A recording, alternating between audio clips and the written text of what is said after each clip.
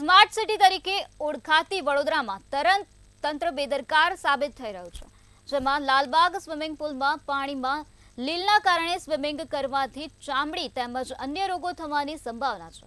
Smart સિટીના સત્તાધીશો swimming pool પણ સાચવી શક્યા નથી તેવા અનેક સવાલો ઉઠી રહ્યા છે. જ્યારે સ્વિમિંગ કરવા 1 વર્ષની 4,500 રૂપિયા ફી વસૂલવામાં આવે છે, ત્યારે હવે આ મામલે તંત્ર કોઈ પગલાં લઈ રહી નથી. તો પૂર્વમાં આવેલ રાજીવ ગાંધી સ્વિમિંગ પુલ અને પશ્ચિમમાં આવેલ સરદારબાગ સ્વિમિંગ પુલ સદંતર બંધ છે, ત્યારે સ્વિમર અને સામાજિક કાર્યકર સત્તાધીશો પર આક્રોશ ઠાલવી રહ્યા છે. હાલમાં વડોદરા શહેરના લાલબાગ સ્વિમિંગ પુલ છે, એ પણ એક લીલો થઈ ગયો છે, એટલે સ્વિમરોને પણ લીલા પાણીમાં હવે તરવું પડે છે. બીજી બાજુ સ્માર્ટ સિટીના નામે સત્તાધીશો કરોડો રૂપિયા બજેટમાં ફાળવી રહ્યા છે, પરંતુ વડોદરા શહેરની જનતા જે હાલમાં જ હરણી દુર્ઘટના કાંડ થયો ત્યારે મોટા મોટા શાસનમાં બેઠા સત્તાધીશો કહેતા હતા આપણે નાના નાના બાળકોને સ્વિમિંગ શીખવાડીશું, નાના સ્વિમિંગ પુલ ચાલુ કરીશું, બેબી સ્વિમિંગ પુલ ચાલુ કરીશું, પરંતુ વડોદરા શહેરમાં જે જૂના સ્વિમિંગ પુલ છે એની હાલ ખસ્તા હાલ છે અને આ સ્વિમિંગ પુલ લીલા કલરનો થઈ ગયો છે, પરંતુ અધિકારીઓ કે સત્તાધીશોના પેટનું પાણી હાલતું નથી. સ્માર્ટ સિટી વડોદરાનો લાલબાગ સ્વિમિંગ પુલ થયો લીલો.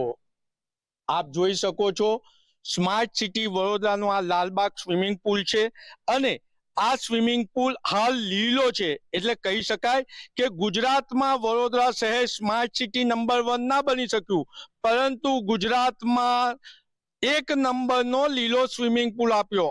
આ ઐતિહાસિક સ્વિમિંગ પુલ કહેવાય કે જે વિશ્વમાં પણ નહીં હોય, દેશમાં પણ નહીં હોય અને ગુજરાતમાં પણ નહીં હોય કે લીલો સ્વિમિંગ પુલ.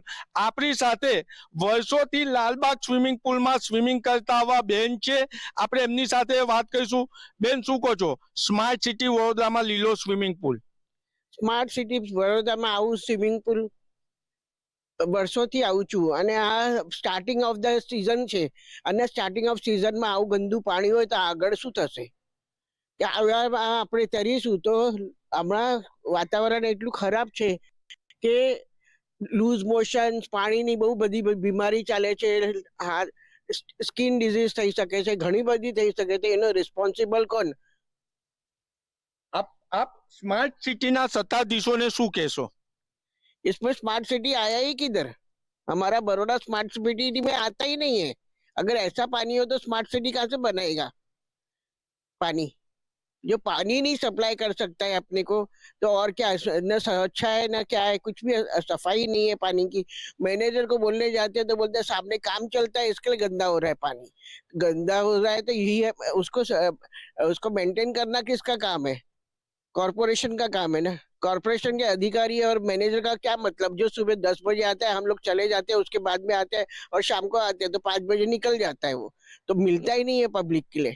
એટલે કહી શકાય કે નાગરિકો જે વર્ષોથી સ્વિમિંગ કરવા આવે છે, સ્વિમરો એવું કહી રહ્યા છે કે જ્યારે અમે સ્વિમિંગ કરવા આવીએ છીએ ત્યારે કોઈ અધિકારી હાજર નથી હોતો અને જ્યારે એમને ફરિયાદ કરે છે તો એ અન્ય વિભાગ પર દોડી રહ્યા છે. કેમેરામેન કેતન સિંધે સાથે નિલેશ બ્રહ્મભટ્ટ, મંતવ્ય ન્યૂઝ વડોદરા.